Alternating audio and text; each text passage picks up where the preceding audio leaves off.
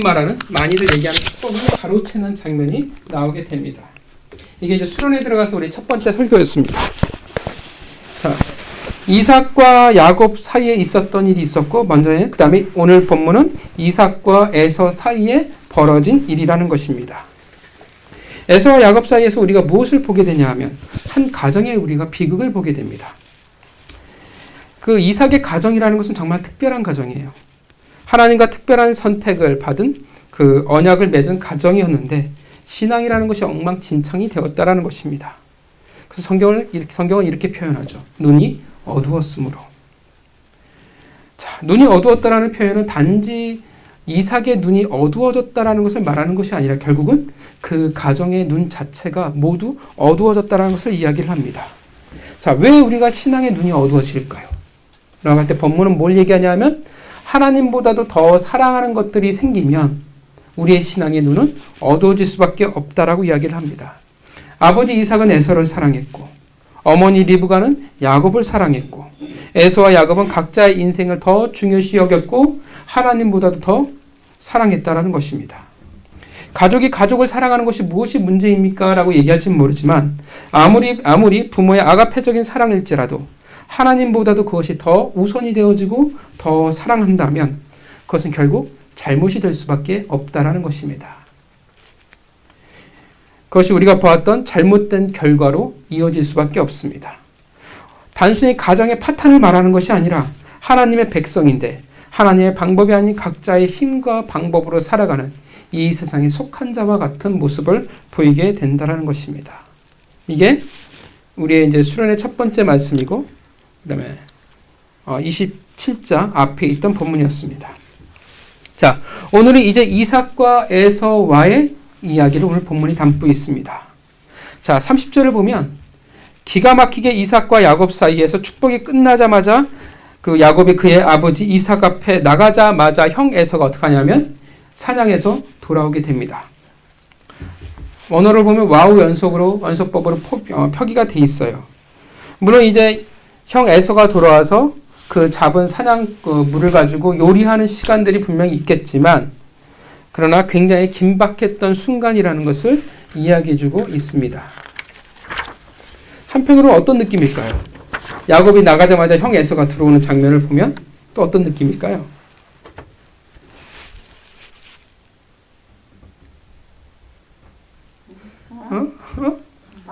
긴박하면 내가 얘기했는데 또 어떤 느낌이 들까요? 운명 같은 느낌이 드시지 않습니까? 어떤 인간이 거스릴 수 없는 어떤 섭리가 있었다라는 도깨비에만 운명이 있는 것이 아니라 여기도 운명이 있습니다. 어떤 운명 같은 것들이 우리가 보게 된다는 것입니다. 자, 이제 에서가 이제 맛있는 별매를 만들어 가지고 아버지 이삭 앞에 나아갑니다. 그리고 이제 축복을 구하게 됩니다. 이 에서의 이 나타남은 축복을 구하는 그 모습은 32절에 보면 이삭으로서는 거의 충격이죠. 진짜 말도 안 되는 장면입니다. 그래서 묻습니다. 너는 누구냐? 그러자 에서가 답합니다. 아버지의 맏아들 에서입니다. 33절 이삭이 크게 떨며 말합니다.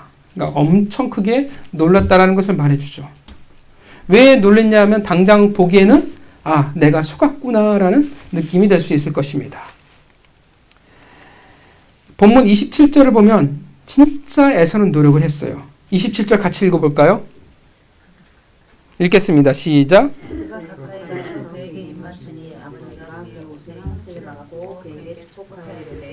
정말 마지막 순간까지 어떻게 하냐면 마지막까지 하나님의 뜻을 꺾어서라도 장자 에서에게 축복하고 싶었습니다. 축복이 향하기를 바랬어요. 그렇게 마지막까지 어떻게 돼요? 껴안으면서 냄새를 맡아요. 마지막까지 확인하는 거예요. 이게 에서의 냄새인가 야곱의 냄새인가 확인한 겁니다. 그래서 리브가가 어떻게 했냐면 들어가기 전에 형 에서의 옷으로 갈아입힙니다. 그러니까 축복을 하는 그 순간이잖아요. 바로 직전이잖아요. 그 순간조차도 이삭은 어떻게 돼요? 절대 방심하지 않았어요. 눈이 어두웠다고 표현을 하지만 세상적인 인간적인 관점으로 보면 이삭은 지금 철두철미합니다. 아주 꼼꼼히 준비하고 있다는 것입니다. 절대 눈이 어두운 사람처럼 그렇게 반응하고 있지는 않다는 것입니다. 그런데 축복을 하는 순간조차도 그렇게 주의를 기울였건만 속았습니다. 에서가 이제 난리가 나죠. 야곱에 대한 분노가 본문 한가운데 아주 가득 터져 나오는 것을 봅니다. 그리고 야곱의 본질에 대해서 에서가 말합니다. 그는 속이는 자입니다. 그러나 본문을 보면 더 이상 이삭은 아무것도 할 수 없다라고 말합니다. 그런 그에게 사랑하는 아들 에서가 목 놓아 울부짖습니다. 그리고 이삭은 그에게 축복을 하게 됩니다. 근데 사실 본문을 보면 축복이 축복처럼 느껴지지는 않습니다. 이것이 그의 만족이 에서의 만족이 될 수 없습니다. 그래서 에서는 야곱을 죽이기로 작정합니다. 언제냐면 아버지 이삭이 하늘에 부르심을 받았을 때 동생 야곱을 죽이기로 작정을 했습니다. 자, 어떤 질문들을 생각해 볼 수 있을까요? 막 떠오르는 질문들이 있지 않으십니까?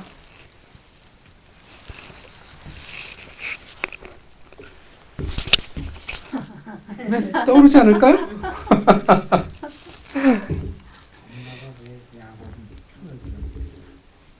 예? 누가요? 엄마가 왜 야곱 편을 들었을까? 본문을 보면 이제 리브가가 시집을 올 때 하란에서의 그 장면을 보면 리브가는 성격 자체가 제가 보기에는 복에 대해서 대단한 어떤 단호함을 가지고 있어요. 그러니까 늙은 종이 떠나자 하니까 주저없이 떠나요. 그러니까 축복에 대한 열망, 어떤 기업에 대한 열망이 좀 가득했던 약간 좀 강한 여성상이 아니었을까라고 생각을 합니다. 그러니까 나중에 야곱을 비교해보면 야곱과 리브가의 성격이 되게 유사한 것처럼 보여요. 야곱도 하나에 꽂히면 거의 집착? 할 정도의 굉장한 그런 모습을 보이거든요. 그런 모습을 볼 때 아마 리브가가 야곱과의 아마 닮은 성격이 있지 않았을까. 그리고 형과 아버지에게 치이는 모습에 어떤 연민이 있지 않았을까라고 생각해 보게 됩니다. 자, 오늘 본문을 보면서 떠올리는 어떤 질문들을 생각해 볼 수 있을까요? 쉽게 떠올릴 수 있는 것은 왜 이삭은 축복을 취소할 수 없을까요? 왜 야곱을 혼내지 않을까요? 하나님의 것 말씀하셨기 때문에. 자, 결국 본문은 영적으로 어두운 이들을 통해 오늘 이 본문들을 통해 그러니까 결국 이삭과 에서를 통해 우리에게 무엇을 말해주고 있을까요? 끝끝내 에서가 놓치고 있는 것들은 무엇일까요? 자, 왜 이삭은 축복을 취소할 수 없었을까? 32절 보면 크게 놀라는 것이 전부였고 야곱에게 속았다는 것에 대해서 37절 에서의 답에 대해서 뭐라고 말하냐면 내가 내게 무엇을 할 수 있느냐가 그의 반응의 전부였다라는 것입니다. 여러분, 왜 이삭이 놀랐을까요? 야곱에게 속았다는 것에 대해서 그토록 주의를 기울였고 노력을 했지만 속았다는 것에 대해서 놀랐을까요? 네, 놀랐겠죠. 그러나 그것이 전부가 되었을까요? 33절에 뭐라고 이삭이 말할까요? 33절 같이 읽겠습니다. 시작. 이삭이 심히 크게 떨며 이르되 그러면 사냥한 고기를 내게 가져온 자가 누구냐? 내가 오기 전에 내가 다 먹고 그를 위하여 축복할 것을 그가 반드시 복을 받을 것이니라. 자, 그가 반드시 복을 받을 것이라.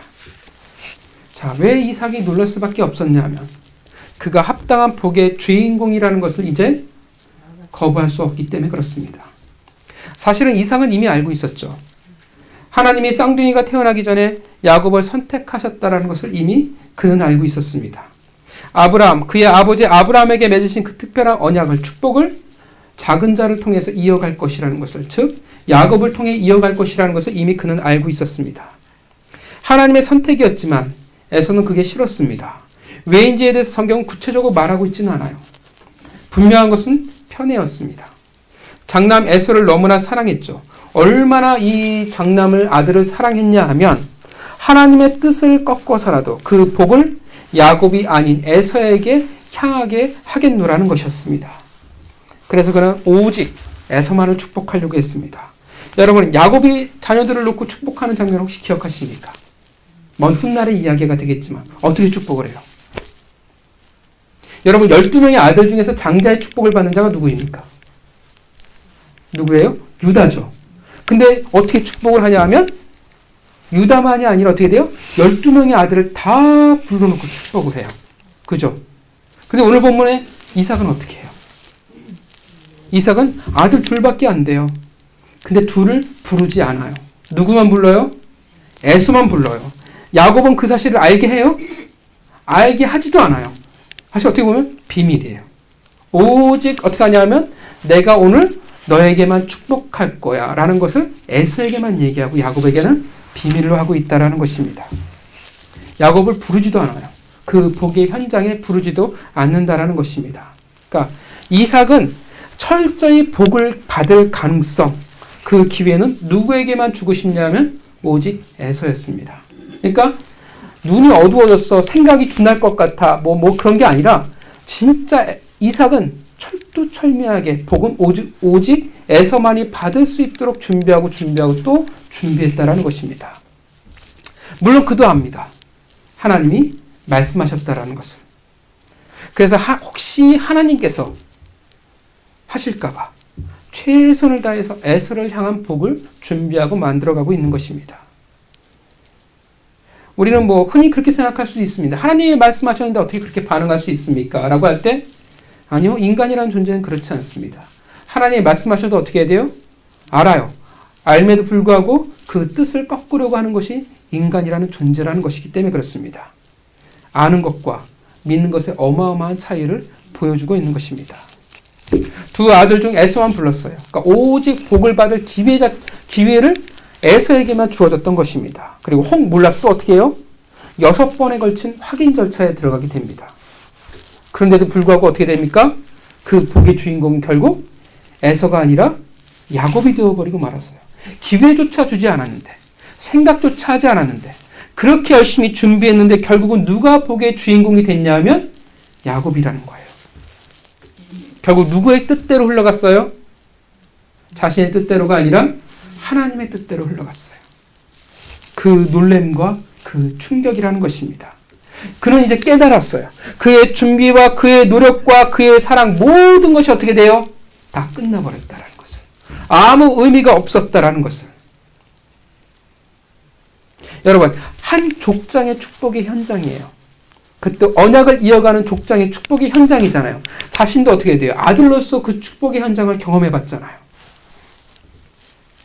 그런데 이삭이 보기에 분명 누구나 다 보기에 어떻게 되면 불법이 그 가운데 벌어진 것입니다. 그런데 어떻게 해요? 아무 일도 벌어지지 않았어요. 오히려 기가 막힐 정도의 타이밍이 있었고 기가 막히게 야곱이 복을 받고 넘어가 버리고 말았습니다. 그런데 하나님은 침묵했습니다. 여러분, 그 침묵이 가지는 의미가 뭐겠습니까? 만약 야곱의 죄라면 어떡하겠어요? 하나님이 개입하셨을 텐데 하나님이 침묵하셨습니다. 그리고 너무나 우연처럼 너무나 모든 것들이 맞아 떨어지고 말았습니다. 무엇을 알아요?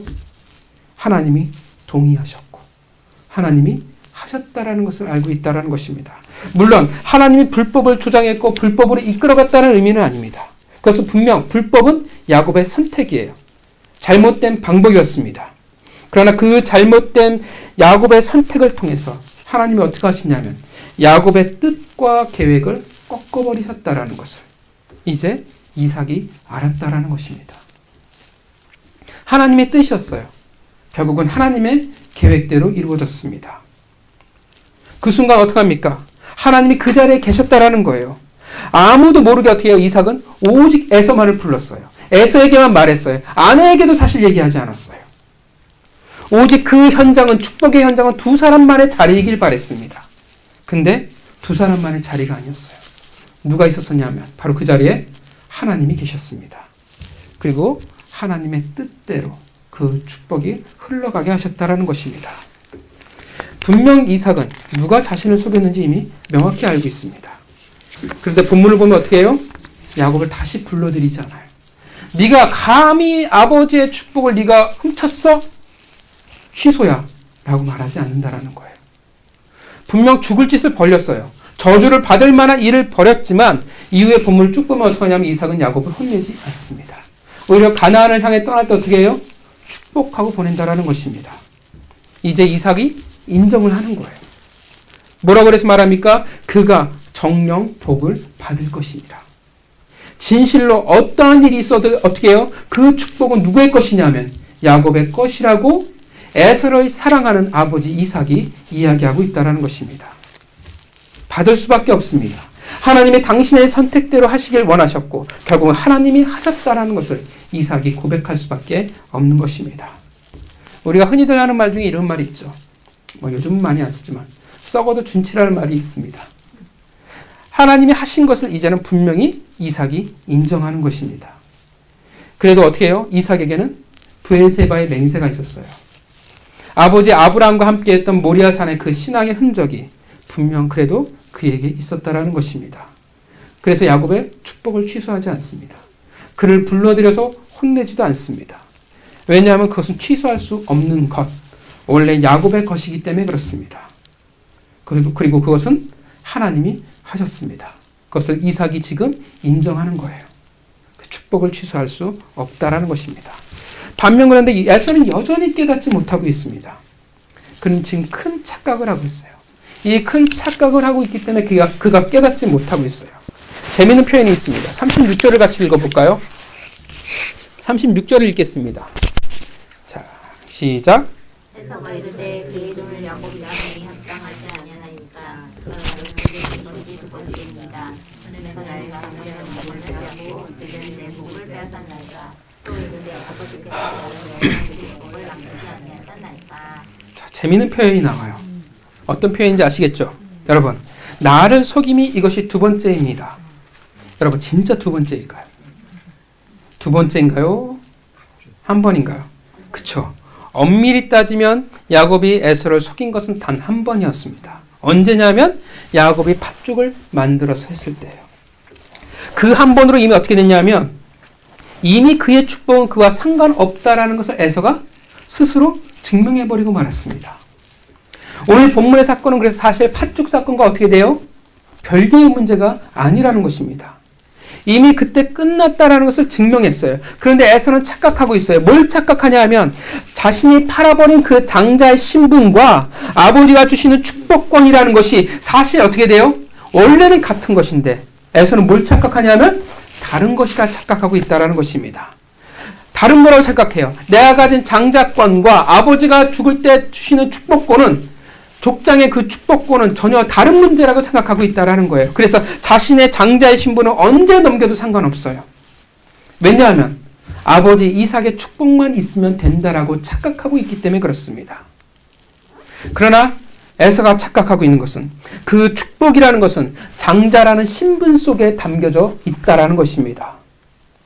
물론 왜 야곱은 둘째 아닙니까? 라고 할 때 영적으로 야곱은 영적으로 장자의 신분이에요. 장자라는 것은 결국 하나님의 선택을 이야기하기 때문에 그렇습니다. 에서는 별개의 것이라고 착각하고 말았습니다. 그래서 성경은 뭐라고 말씀하시냐 하면 25장 34절에 그가 장자의 명분을 그 신분을 가볍게 여겼더라고 말하고 있습니다. 장자의 그 신분 속에 축복이 함께 있는 것인데 에서는 그 신분을 가벼이 여기고 말았습니다. 그렇게 당연히 그 복은 그와 상관이 없는 거예요. 야곱이 두 번 그를 속인 것이 아니라는 것입니다. 분명 야곱이 축복의 주인인 것은 맞지만 에서의 입장에서 보면 장자의 축복이 있는 것인데 당연히 그 축복 자체만을 생각했지 장자라는 신분이 가지는 의미에 대해서는 그는 진지하지 못했다라는 것입니다. 누가복음 10장 20절에 이렇게 표현합니다. 찾을까요? 제가 읽을까요? 누가복음 10장 20절입니다. 누가복음 10장 20절 말씀입니다.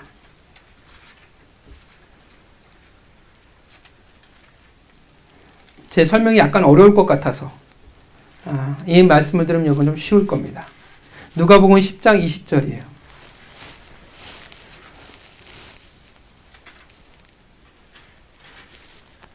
누가복음 10장 20절 말씀 같이 읽겠습니다.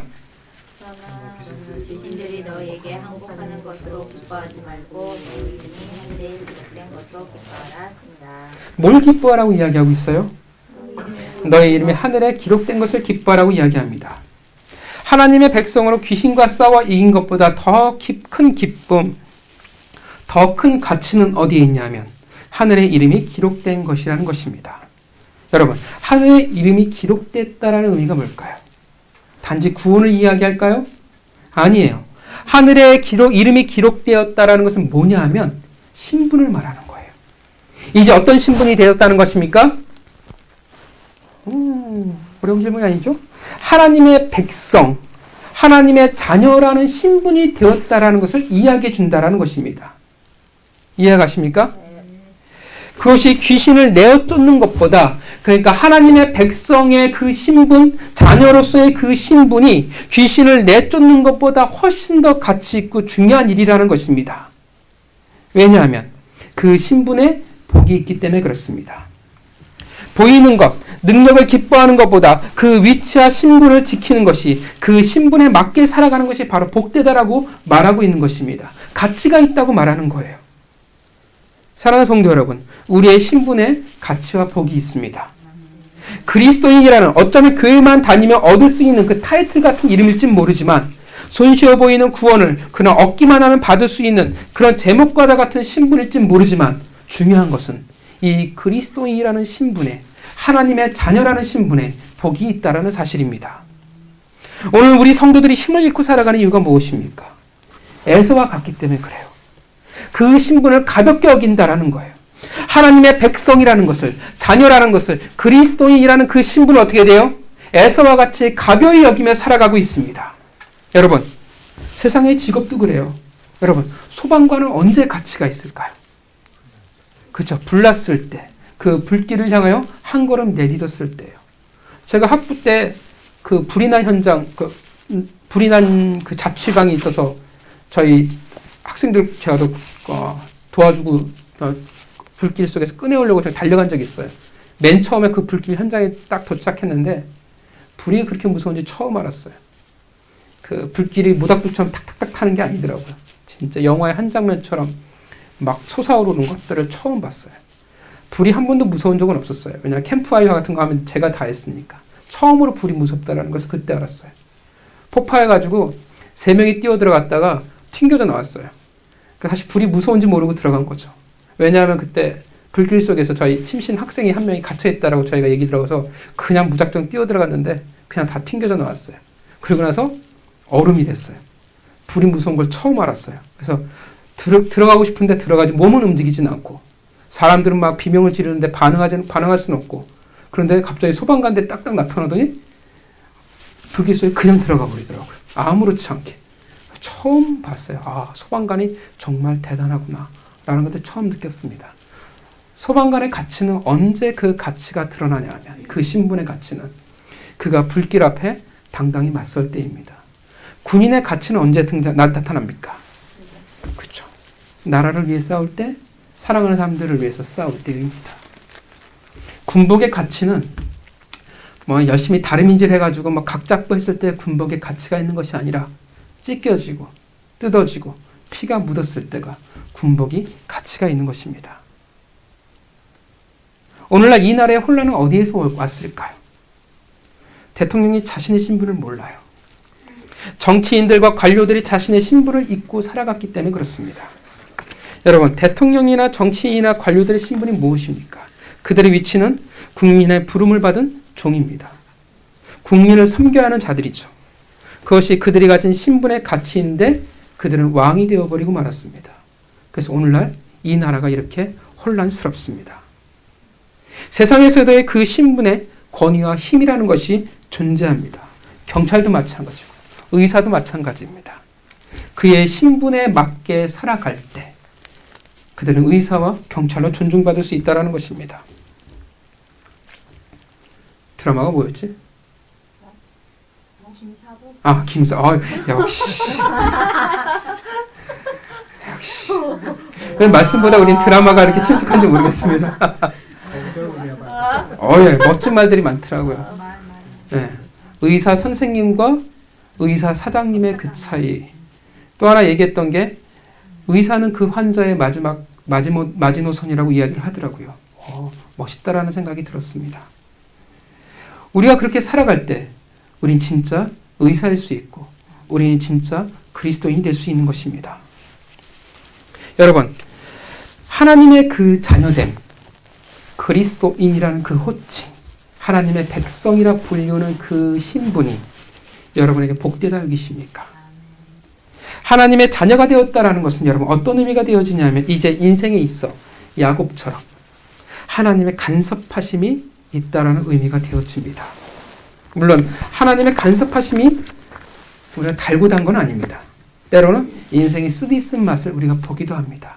근데 중요한 것은 우리를 포기하시지 않는다는 거예요. 하나님의 계획하시고 우리 인생에 하나님의 간섭하셔서 결국 우리를 하나님이 원하시는 그 축복의 통로로 이스라엘로 만들어 가신다라는 것. 그것이 우리의 복이라는 것입니다. 그런데 많은 하나님의 백성들이 그 신분을 포기해버립니다. 왜냐하면 그 신분과 내가 받고 싶은 복은 어떻게 돼요? 별개의 것이라 생각하고 있기 때문에 그래요. 그리스도인, 하나님의 백성이라 불리우는, 결국 이 교회의 성도라 불리우는 이 직분이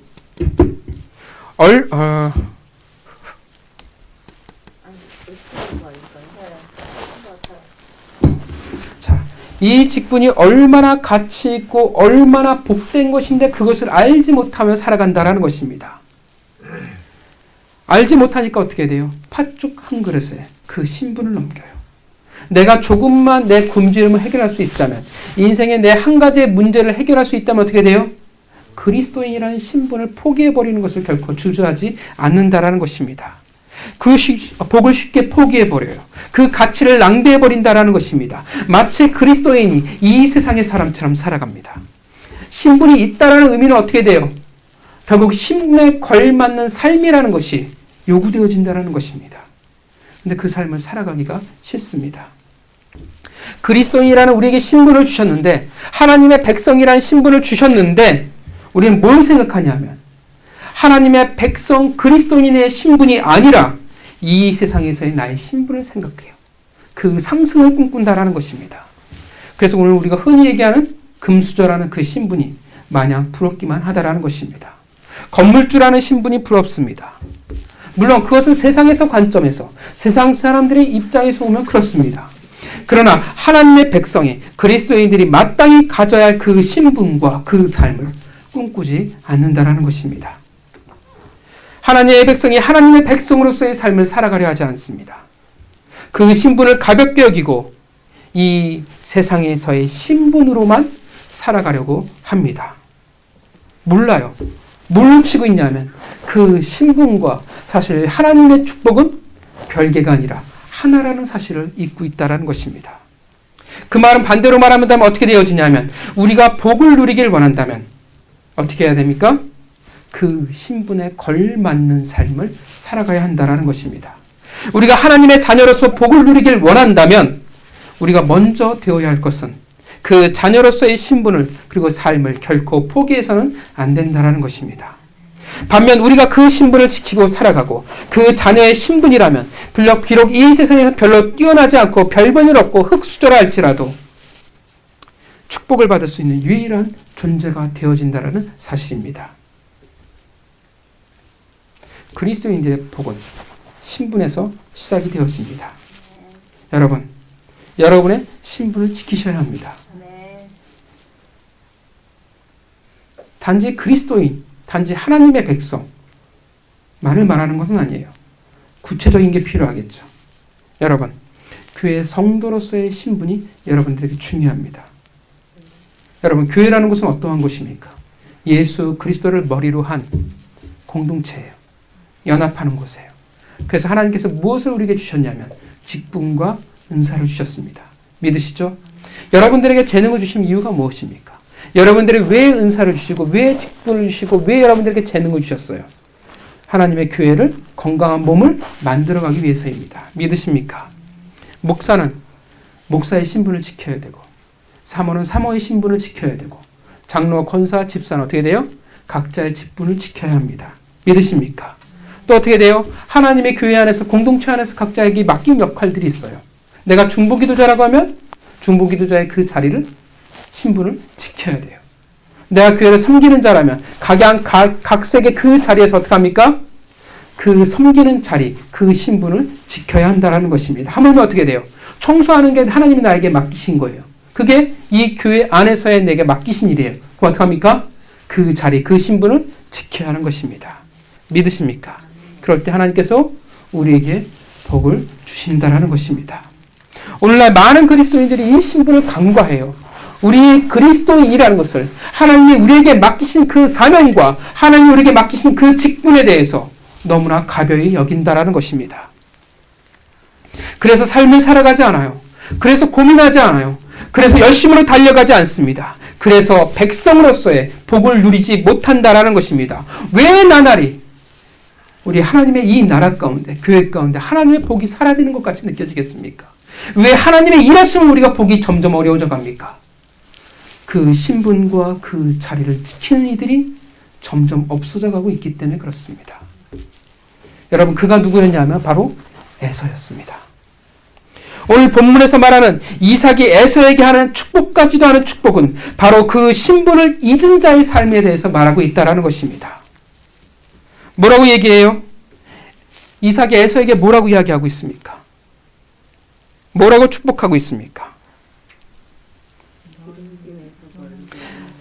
자, 39절부터 40절까지 같이 읽겠습니다. 시작.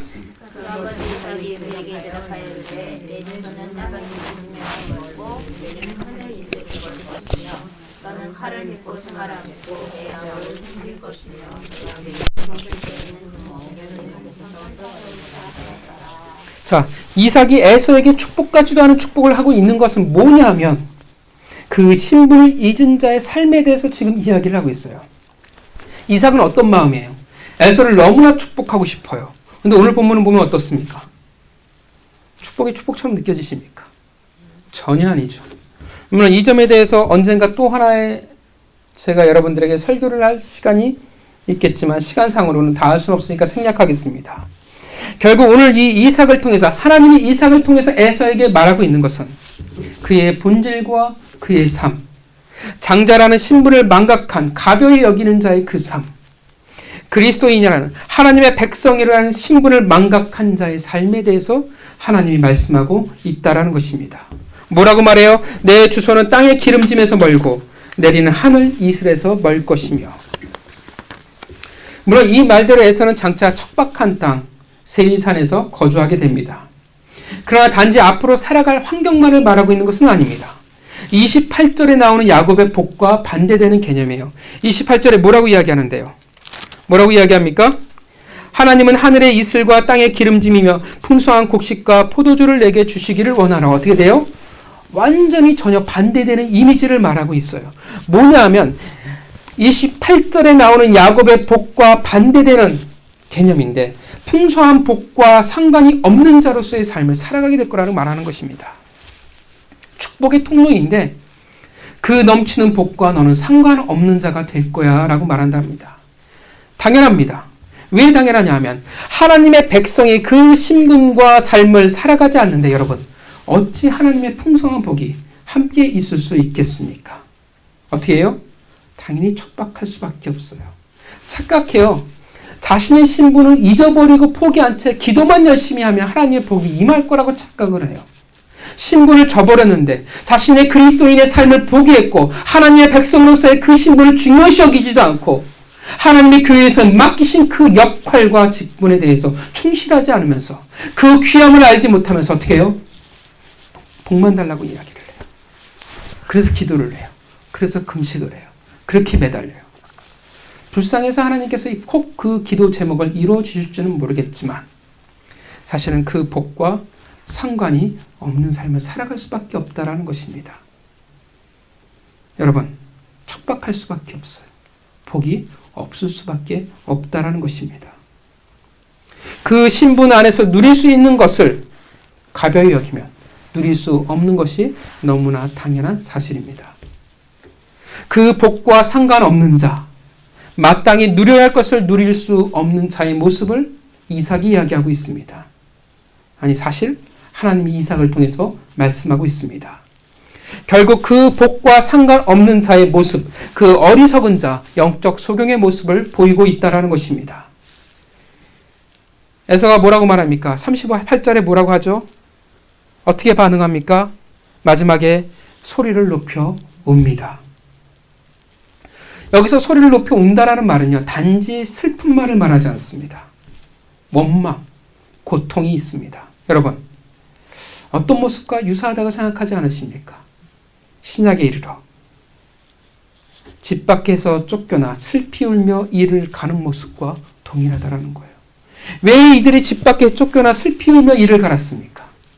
그의 신분을 가벼이 여겼기 때문에 그렇습니다. 열처녀의 비유를 기억하십니까?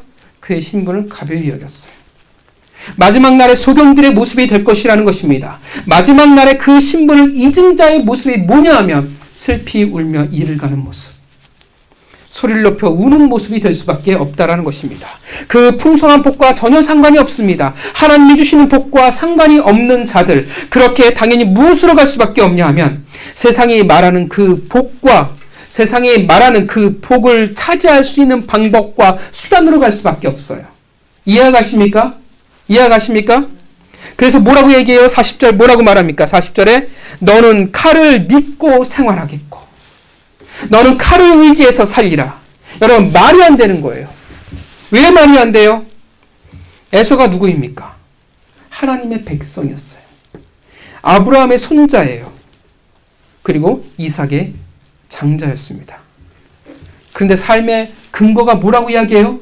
무엇으로 살아간다고 말하냐 하면 하나님이 아니라 믿음이 아니라 칼로 살아간다고 이야기합니다.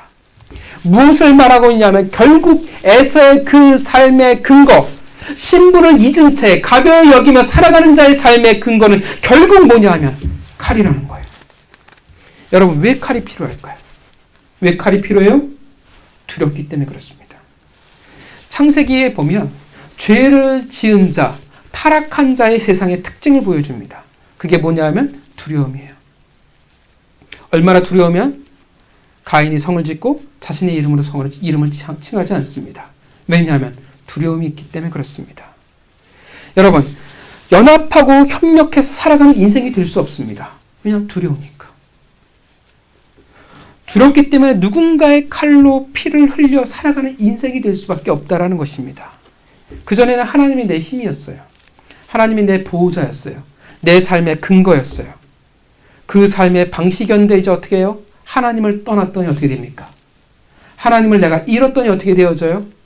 뭐가 찾아오겠습니까? 두려움이에요. 그래서 우리가 흔히 얘기하잖아요. 내가 이 길이 맞는가? 내가 이렇게 하면 살아갈 수 있을까? 내가 잘못한 것이 아닐까? 내가 누군가의 말을 듣는 것이 옳지 않았을까?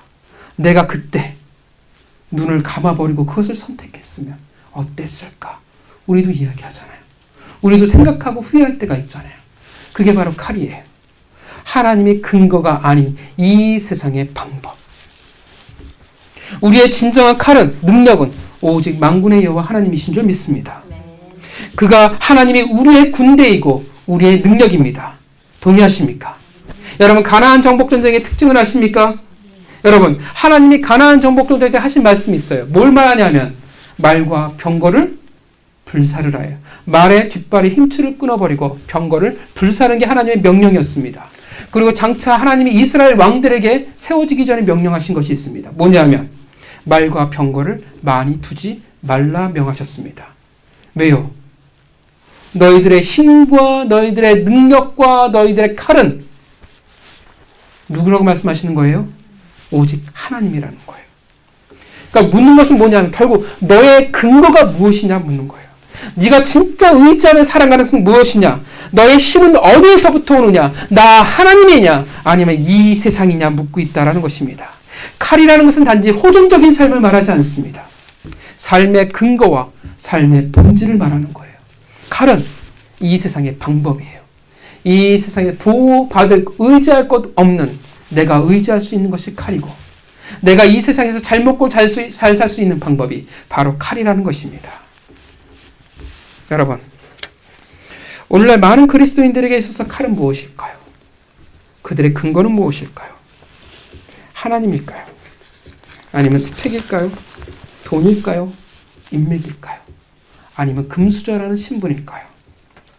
분명 그것으로 잘 살 수 있고 이 세상에 성공할 수 있습니다.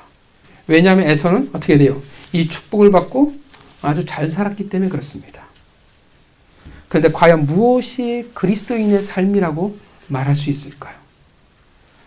너무나도 많은 하나님의 백성들에게 있어서 이제 하나님의 뜻이 하나님을 근거로 해서 살아가는 삶이 더 이상 중요하지 않습니다. 무엇을 더 중요시 여기냐면 칼이 중요해요. 세상의 방법. 이제 더 이상 하나님이 보호하시고 책임지신다는 것을 믿지 않습니다. 그래서 내 방법대로 살아가려고 합니다. 나의 든든한 성을 만들어 가려고 합니다. 하나님이 내 자녀의 인생을 책임진다는 것을 이제 더 이상 믿지 않습니다. 그래서 내 방법대로 성공한 자녀의 인생을 만들어 가려고 합니다. 내 자녀의 미래를 내가 만들어 가려고 한다는 것입니다. 당연히 내 자신을 지킬 것만이 이제 중요하다는 것입니다. 여러분 사무엘상에서 보시지만 다윗이 사울왕에게 쫓기기 시작했습니다. 요나단에게 찾아가서 해결 방법을 찾았어요. 답은 없다였습니다. 다윗의 마음이 무너졌습니다. 그래서 맨 처음 한 것이 무엇인지 아십니까? 골리앗의 칼이었습니다. 더 이상 하나님이 나를 보호하시고 이끄신다는 것을 믿을 수 없었을 때 다윗은 칼로 갔어요. 하나님이 나를 더 이상 책임지신다는 것을 내가 믿지 않았을 때 인간은 무엇으로 갈 수밖에 없냐면 칼로 갈 수밖에 없다는 것입니다. 칼을 의지해요. 왜냐하면 그 방법밖에 없다는 거. 그것이 유일한 살아갈 방법이라고 우리는 생각하기 때문에 그렇습니다. 삶의 근거와 방식이 하나님의 백성이 삶의 근거와 방식이 이 세상과 동일하게 되어버린다는 것입니다. 위대한 신앙의 열심과 고백이 있었을지라도 어떻게 돼요? 우리의 신분을 망각해버린다고 하면 우리는 무엇을 찾을 수밖에 없냐면 칼을 의지하며 찾으며 살아가는 자가 될 수밖에 없는 것입니다. 하나님의 백성이 자신의 신분을 알지 못합니다. 그리스도인들이 그 신분이 가지는 가치를 알지 못해요. 여러분, 우리가 가지는 이 그리스도인들, 하나님의 백성이 가지는 이 신분이 얼마나 귀합니까? 얼마나 귀해요? 보혈의 피잖아요. 하나님이 그 신분을 우리에게 가지게 하기 위해서 어떻게 하셨어요? 자신의 아들을 죽여버렸잖아요. 그 정도의 가치와 그 정도의 신분이라는 것입니다. 믿으십니까? 그런데 이 신분의 가치를 몰라요. 이것이 너무나 가벼워요. 그렇게 이 세상의 논리와 근거와 방법으로 갈 수밖에 없다는 것입니다. 그게 오늘 본문의 칼이에요. 나를 보호할 수 있는 힘, 근거. 누군가로부터 내가 원하는 것을 얻어낼 수 있는 힘과 능력이라는 것입니다. 사무엘상 17장 45절에 우리가 너무나 잘 알고 있는 장면이 나옵니다. 제가 읽겠습니다. 다윗이 블레셋 사람에게 이르되 너는 칼과 창과 단창으로 내게 나아오거니와 나는 만군의 여호와의 이름 곧 내가 모욕하는 이스라엘 군대의 하나님의 이름으로 내게 나아가노라. 다윗은 이렇게 고백했습니다. 그리고 골리앗에게 승리했습니다. 그는 세상을 이겨노라 고백을 했습니다. 그런데 오늘날 또 다른 다윗들은 그렇게 고백하지 못합니다. 골리앗을 쓰러뜨릴 수도 없고 그 어떠한 신앙의 흔적도 남길 수가 없습니다. 뭐라고 말합니까? 골리앗만큼 우리가 힘이 없어서요. 골리앗이 가지고 있는 칼이 없어서요. 우리는 그의 능력이 없어서요. 우리는 할 수 없노라고 말합니다. 그게 누구였냐면 사울왕이었어요. 심히 두려웠더라.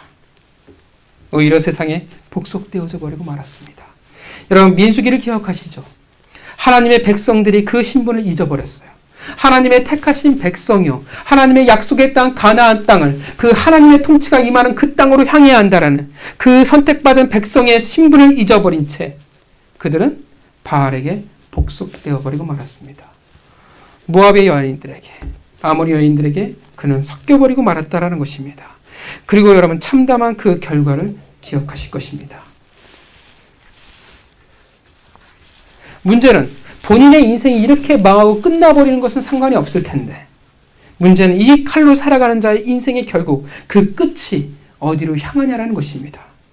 여러분 신분을 가벼이 여기는 하나님의 백성들 그 신분의 가치를 알지 못하는 하나님의 백성들 하나님이 아닌 칼이 이 세상의 근거인 하나님의 백성들의 그 끝은 어디로 향할까요?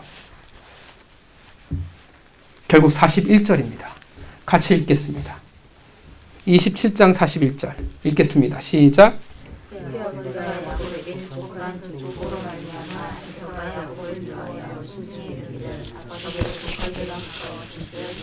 아우 야곱을 죽이라 하였더니 여러분, 하나님이 아니라 칼이 이 세상의 근거인 하나님의 백성들의 그 끝이 어디를 향해 있어요? 내 아우 야곱을 죽이리라. 여러분, 단지 에서의 야곱을 향한 분노를 성경이 말하고 있는 것은 아닙니다. 무엇을 보여주고 무엇을 말하냐면 앞으로 있을 두 민족의 관계를 이야기해주고 있는 것입니다. 에서의 후손인 에돔과 이스라엘 후손의 결국 최종의 그 모습이라는 거예요. 그들의 두 민족의 관계라는 것입니다. 두 민족의 연합해 하나님의 나라를 가나안에서 만들어갈 수 있었다면 좋았을 텐데, 칼로 살아가는 백성들, 그 근거를 이 세상에 두고 살아가기에 결국 그 칼은 누구를 향해 있어요? 하나님의 선택받은 백성을 향해 그 칼을 향할 수밖에 없다라는 것입니다. 그 칼은 결국 어디를 향할 수밖에 없냐면 하나님의 나라와 그 백성을 향할 수밖에 없다라는 것입니다. 단지 복이 없어, 그 신분의 복을 못 받아, 그래서 근근히 살아갈 수밖에 없어, 그 비참한 인생이 전부가 될 수 없다라는 거예요. 진짜 비참한 것은, 진짜 망했다라는 것은 결국 그 칼이 하나님의 나라를 향할 수밖에 없기 때문에 그렇습니다. 하나님의 나라의 쓴뿌리가 될 수밖에 없고 하나님의 나라로 해방하는 자들이 될 수밖에 없습니다. 하나님의 나라의 그 교회의 연합을 방해하는, 한때는 열심히 있었던 성도들의 모습이 될 수밖에 없다라는 것입니다. 실제로 성경에서 에돔과 이스라엘은 결코 화평할 수 없었습니다. 사무엘상 에서의 후손인 도액은 다윗의 생명을 위협하는 자가 되었으며, 복음서에서 에서의 후손인 헤롯은 칼로 예수를 죽이고자 했던 자였습니다. 결국 하나님의 구속사를 꺾으려 하는 자들. 야곱의 축복이 어떻게 해요? 가장 이게 핵심이잖아요. 그 구속사, 예수 그리스도. 근데 그 에서의 후손이, 칼로 살아가는 자들이, 그들이 하나님의 가장 그 축복을 막으려 하는 자들이 되어버리고 말았다라는 것입니다. 누가요? 아브라함의 손자요, 이삭의 아들인 에서였습니다. 그도 한때 축복 속에 머물던 자였습니다. 칼이 아니라 하나님으로 살아가야 한다는 것을 배웠고 그도 부엘세바를 경험했던 자였어요. 근데 그 신분을 망각했기에, 칼로 살아가는 자로 전락했기에, 아이러니하게도 하나님의 나라를 가장 회방하는 사단의 대적의 칼이 되어버리고 말았습니다. 여러분, 진짜 기독교의 가장 큰 적은 누구입니까? 안 믿는 자가? 아니요. 안 믿는 자는 우리에게 가장 큰 적이 되어지지 않습니다. 한때는 믿었던, 한때는 하나님을 사랑했던, 그러나 지금은 하나님의 영향력을 상실해버린 자들, 더 이상 축복의 통로로 존재하지 않는 자들, 세상의 것을 이 땅 가운데 쏟아내면서 하는 자들, 자기의 것을 이 땅 가운데 이루며 살아가려고 하는 하나님의 백성들, 한때는 하나님의 신분 안에 살아갔지만 이제는 세상의 삶의 방식으로 살아가버리는, 이제는 죽어버린 그리스도인들, 이젠 그들이 교회의 가장 큰 걸림돌이 되어버리고 만다라는 것입니다. 여러분, 신약에 있어 예수 그리스도에게 가장 큰 적은 누구였습니까? 위협은 누구였습니까? 그 당시에 가장 큰 나라였던 로마가 아니었어요.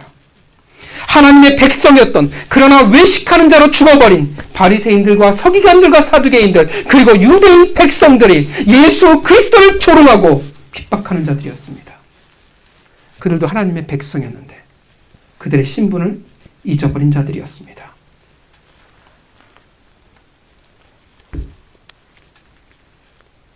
오늘 본문은